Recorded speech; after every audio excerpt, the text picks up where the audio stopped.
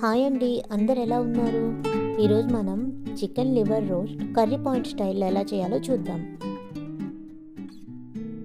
ముందుగా మిక్సీ జార్లోకి వీడియో క్లిప్పింగ్లో చూపిస్తున్న విధంగా ఒక రెమ్మ కరివేపాకు, 3 నుంచి 5 మిరపకాయలు, కాస్తంత కొత్తిమీర సన్నగా కట్ చేసుకొని వేసుకోండి.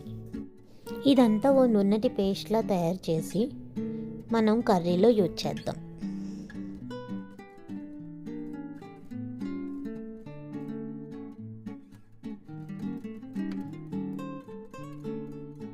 ఇప్పుడు స్టవ్ ఆన్ చేసి ఒక బాండీ పెట్టి అందులో 2 టేబుల్ స్పూన్ వరకు ఆయిల్ వేసుకోండి. ఇందులోకి 1/2 టీ స్పూన్ జీలకర్ర వేసి ముందుగా కట్ చేసుకున్న పచ్చిమిర్చి మరియు కరివేపాకు వేసి బాగా వేయించుకోండి. ఒక మీడియం సైజ్ ఆనియన్ కట్ చేసుకొని అది ఇందులోకి వేసుకోండి. ఒక 2 మినిట్స్ లో ఫ్లేమ్లో ఆనియన్ వేగాక ఇలా వీడియో క్లిప్పింగ్లో చూపిస్తున్న విధంగా ట్రాన్స్పరెంట్గా మారుతుంది. ఈ పాయింట్లో 1 teaspoon ginger garlic paste add చేసుకోండి. జింజర్ గార్లిక్ పేస్ట్ ముందుగా యాడ్ చేస్తే అడుగు అంటేస్తుందండి. ఈ పాయింట్లో యాడ్ చేసి పచ్చిదనం పోయేంత వరకు వేగనివ్వండి. ముందుగా పసుపు, ఉప్పు వేసి మ్యారినేట్ చేసుకున్న లివర్ పీసెస్ని యాడ్ చేసుకోండి. ఇలా యాడ్ చేసుకున్న లివర్ని ఆనియన్తో బాగా కలిపి ఓ నిమిషం పాటు వేగనివ్వండి.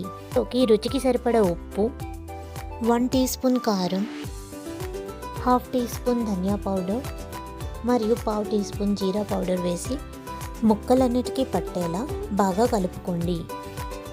అలా 1 మినిట్ వేగాక ముందుగా ప్రిపేర్ చేసుకున్న పచ్చిమిర్చి మిశ్రమాన్ని తీసుకొచ్చి ఇందులో వేయండి.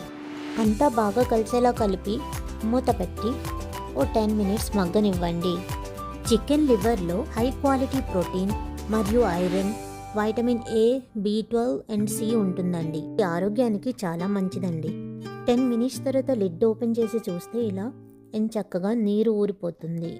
ఇప్పుడు ఈ నీరంతా ఇంకేలాగా హై ఫ్లేమ్లో పెట్టి కాసేపు వేయించుకోండి. మళ్ళీ లిడ్ పెట్టి ఓ 10 మినిట్స్ కర్రీని మగ్గనివ్వండి. లిడ్ ఓపెన్ చేసి చూస్తే కర్రీ ఈ టెక్స్చర్లోకి వస్తుంది. ఇకపై లిడ్ అవసరం లేకుండా కర్రీని రోస్ట్ చేసుకోండి. అంతేనండి, కర్రీ ఫైనల్గా ఈ టెక్స్చర్లోకి వస్తుంది.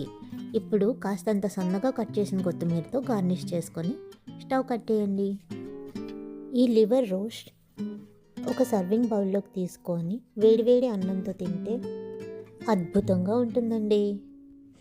వీడియోని ఒక లైక్ చేసి సబ్స్క్రైబ్ చేసుకోండి. బాయ్.